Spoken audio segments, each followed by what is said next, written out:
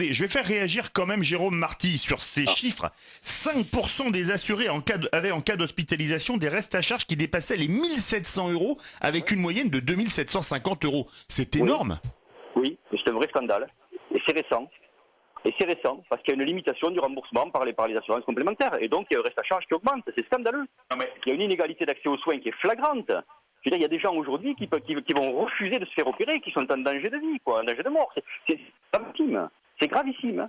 Alors ensuite, sur ce que vous disiez sur les solutions à proposer, je crois qu'il faut élever le débat.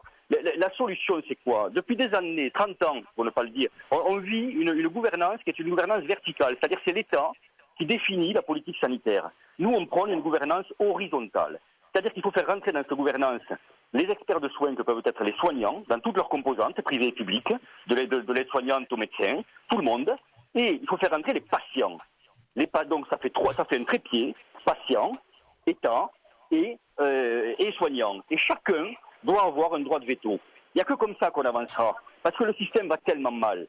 Le système va tellement mal que dans tout un tas de territoires, les Français ont peur de vivre. On ne peut pas accepter ça. Donc il faut qu'on arrive à sortir de cette chose-là. Il faut qu'on arrive à sortir de cette crise qui fait qu'aujourd'hui, moins de 9% des étudiants s'installent en ville au sortir de la faculté, et alors même que la moyenne d'âge des médecins est de 55 ans, que dans une ville comme Toulouse, 66% des médecins sont à moins de 10 ans de la retraite et ne seront pas remplacés, on va à une catastrophe si on ne change pas le système. Et qu'on ne le change pas ensemble, en trouvant Alors, des vraies Jérôme solutions, Marty, on ira à la catastrophe.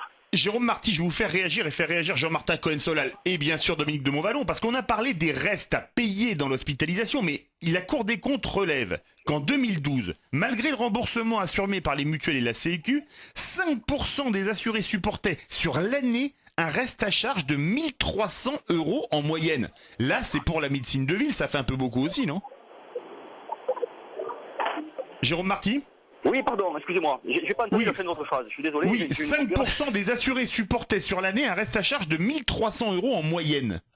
Oui. Là, c'est pas pour l'hospitalisation, c'est pour la médecine de ville. Si vous êtes Oui. hospitalisé dans l'année avec la moyenne plus la médecine de ville, il reste 4000 euros à votre charge, c'est colossal. C'est colossal. Non, mais nous sommes d'accord. Alors ensuite, vous le savez qu'on a désigné dans ce que le gouvernement appelle des dépassements d'honoraires et qu'on appelle, nous, honoraires complémentaires, on sait qu'il y avait 4 à 5% de médecins qui étaient ciblés et qui pratiquaient des honoraires complémentaires bien trop élevés, dans le public comme dans le privé d'ailleurs. Et on a ciblé ces gens, donc c'est quelque chose qui est en train de diminuer aujourd'hui.